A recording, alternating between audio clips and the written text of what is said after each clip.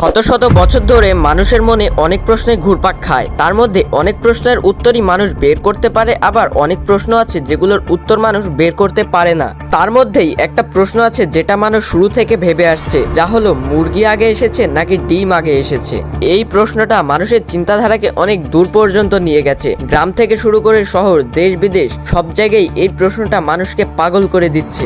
একজন ব্যক্তি যদি আরেকজনকে গিয়ে এই প্রশ্নটা করে যে ডিম আগে এসেছে নাকি মুরগি আগে এসেছে, তখন সেই ব্যক্তিটি যদি বলে যে ডিম আগে এসেছে, তাহলে সেই প্রশ্ন করা ব্যক্তিটি বলে যে মুরগি ছাড়া তো ডিম হয় না। আবার একইভাবে যদি সেই ব্যক্তিটি বলে যে তাহলে মুরগি আগে এসেছে, তাহলে সেই প্রশ্ন করা ব্যক্তিটি বলে যে ডিম ছাড়া তো মুরগি হয় না। এভাবেই তর্ক বিতর্কের মাধ্যমে মানুষ ঘন্টার পর ঘন্টা, মাসের পর মাস কাটিয়ে দিতে পারে। তাহলে এখন ভাবার বিষয় হলো, এর কি কোনো উত্তর নেই? কারণ এটা তো ঠিক যে মুরগি ছাড়া ডিম হয় না, আবার ডিম ছাড়াও মুরগি হয় না। তেমনি একটা কথা সবসময় মাথায় রাখবেন, এই বিশ্ব ব্রহ্মাণ্ডে উত্তর ছাড়াও কোনো প্রশ্ন হয় না। তাই এরও কোনো না কোনো উত্তর তো অবশ্যই আছে, যেটা আজকে আমি আপনাদের বলবো। তাই সেটা জানতে হলে অবশ্যই ভিডিওটা সম্পূর্ণ দেখবেন, এবং ভিডিওটি ভালো লাগলে তাতে একটি লাইক, এবং চ্যানেলে নতুন হয়ে থাকলে চ্যানেলটাকে সাবস্ক্রাইব করে দিবেন। তো চলুন বেশি দেরি না করে আগে এর সমাধানটা বের করি। প্রথমে আমাদের বুঝতে হবে যে পৃথিবীর সব প্রাণী একসঙ্গে তৈরি হয়নি। অনেক বিজ্ঞানী মনে করেন যে প্রাণীরা ধীরে ধীরে পরিবর্তনের মাধ্যমে তৈরি হয়েছে,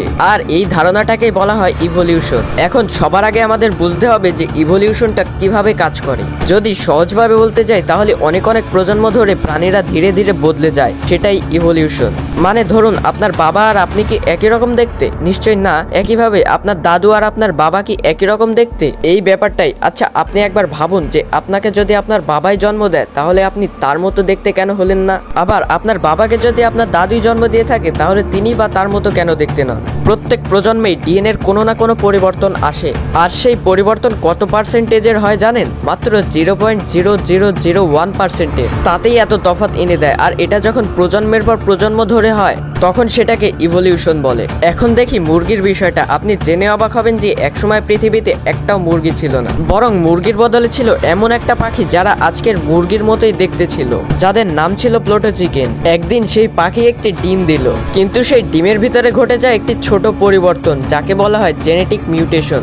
এই ছোট্ট পরিবর্তনের কারণে ডিমের ভেতরে জন্ম নেয় আসল মুরগি। অর্থাৎ যে ডিম থেকে প্রথম মুরগি বের হয়েছিল, সেই ডিমটি দিয়েছিল আসলে মুরগির মতোই দেখতে অন্য একটি পাখি। তাই বিজ্ঞানীদের মতে মুরগির আগে এসেছে ডিম, কারণ প্রথম মুরগি জন্ম হয়েছিল একটি ডিমের ভিতর থেকেই। তবে এই প্রশ্নটা শুধু বিজ্ঞান নয়, দর্শনের জন্য খুব বিখ্যাত। অনেক দার্শনিক এই প্রশ্নটা ব্যবহার করে এটা বোঝাতে চান যে কখনো কখনো পৃথিবীর কিছু প্রশ্নের উত্তর এত সহজ নয় যতটা আমরা ভাবি। তাই এই প্রশ্নটা এখন আপনার জন্য। আপনার মতে কে আগে এসেছে, মুরগি নাকি ডিম?